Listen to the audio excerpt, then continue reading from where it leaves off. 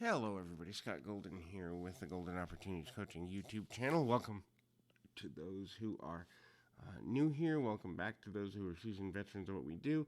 Got over 400 audios for you to check out, variety of topics. Please find something that you like, listen to it, leave some comments, some feedback.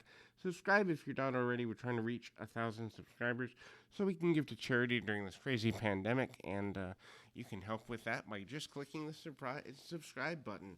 Anyway, I'm going to talk today about self-sabotage and kind of breaking those patterns. If you're a person that gets involved in self-sabotage more than you would like, and or those are patterns you want to start breaking, I work with people in that area all the time.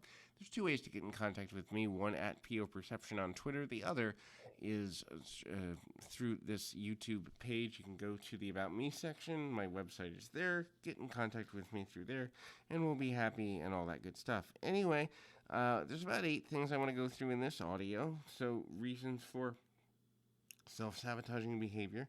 They're pretty simple, but at the same time, I think there's things that we often, or quite often, can forget. So, self-worth. If you do not believe you're worthy to be loved, if you do not believe you're worthy to be promoted, if you do not believe you're worthy to be appreciated, then inevitably, sooner or later, you will begin to sabotage yourself. Now, you may do what I call self-deception, which is lie to yourself and say you believe things you actually don't. Matter of fact, that's actually where most people get stuck, is they're lying to themselves. They have imposter syndrome internally, which basically means that they're telling themselves they're good when they're really not. And that can go back to childhood, that can go back to years as a teenager, that can go back to a first job or first relationship. I would say a good 85 to 90% of our world at some level have self-sabotaging triggers that are buried beneath the surface that go back to their true view of themselves and self-worth. The next is a disproportionate realization or disproportionate preoccupation with the fear of loss. Look, everything that's in your life is potentially up for loss. Your house, your money and bank account, the people in your life, they can pass away. We've certainly seen that with COVID-19. We can lose things due to natural disasters. We can lose things due to disagreements in relationships. Everything can be lost. But self-sabotage is the preoccupation with loss rather than progress, and the preoccupation or lack thereof with the lack of focus on resiliency versus, that loss. A person who's successful through all things, even traumatic experiences, is a person who says, regardless of if my worst fear came true tomorrow or today, I could recover. It may be hard, it may take a long time, it may be emotionally taxing, but I believe in my ability to recover above all else, and that can be super, super helpful, but it can also be daunting because most people, the majority of folks, don't have that belief about themselves, and without that belief, becoming dominated by fear becomes a much more real possibility. The next is a person who lives out of balance will often get into self-sabotage. That is a person who undergives because they don't think they're going to make a difference anyway, or a person who overgives and becomes a perfectionist. They become obsessed with progress, they become obsessed with image, and they're overgiving to try and overcompensate for their own fear.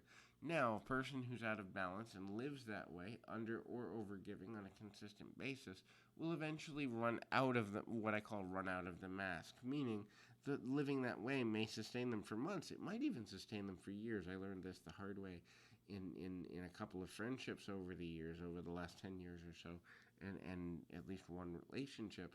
I overgave thinking that sooner or later it would balance out, and in the end, most recently, it wound me up where my body betrayed me, and I lost 15 months to nearly dying. And so that doesn't always work at the end of the day. Matter of fact, it never works. And so even those of us who are in the helping field, who want to see people recover, can fall prey to being out of balance for an elongated period of time, and that doesn't go well. The fear of falling short, the fear of not being able to meet your own expectations and or the expectations of others, professionally or romantically, personally, can get into your head. If the belief is, I will never be what someone wants me to be. Remember, universal law says that the universe, God, goddess, the universe, whatever terminology you're comfortable with, will never disagree with your beliefs, because that's part of where energy is born. So if your belief is you'll fall short, you will in fact find ways to create circumstances that prove that true. Now that may not be what you want, and at the end of the day, it's a form of self-sabotage that almost always will hurt you. But that doesn't necessarily mean that when we're in self-saboteur mode that we don't make some kind of rather foolish decisions.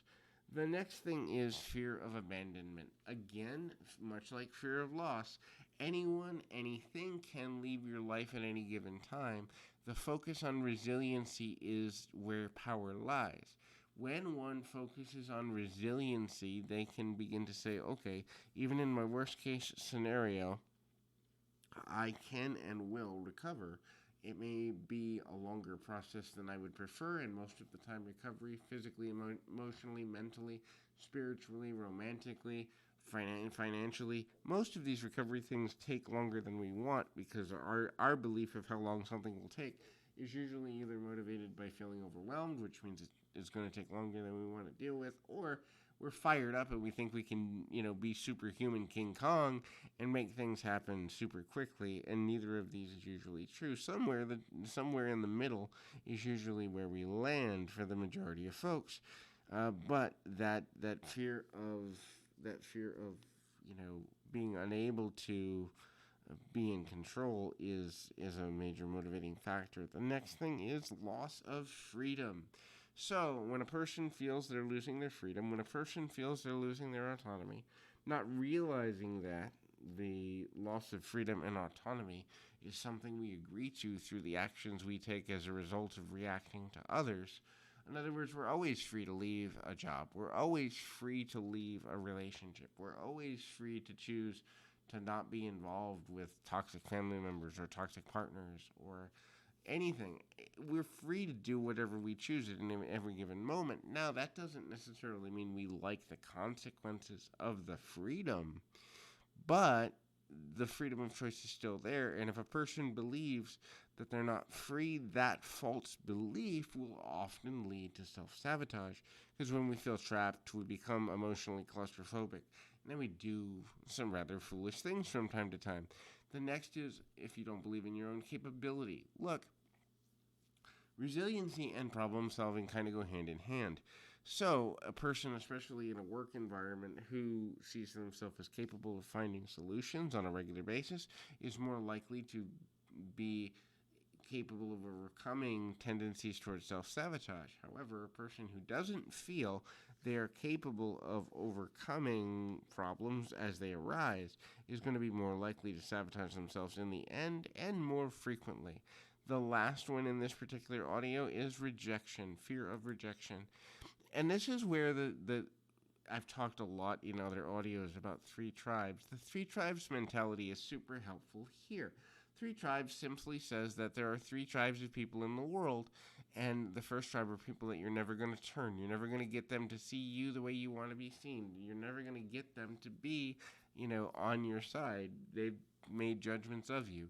And then the second tribe is the people you can turn through your actions, through your dedication, through your personality, through your commitments and your character. The third tribe are the people that are going to be in your corner anyway, and they're the ones that'll go and commit the crazy things at 3 a.m. that might wind you up in jail, but they'd be beside you in jail or anywhere in the world because they believe in you that much. Now, what happens is people who fear rejection are worried about mostly the people they're never going to turn anyway to an obsessive rate. And then it, again, becomes self-fulfilling prophecy of, hey, well, A, B, C, and D, and this person didn't like me, and C, I'm unlikable. No, you just put too much time into people that you weren't aligned with from the beginning, and that causes trouble. Anyway, till next time, keep your feet on the ground, your mind in the moment.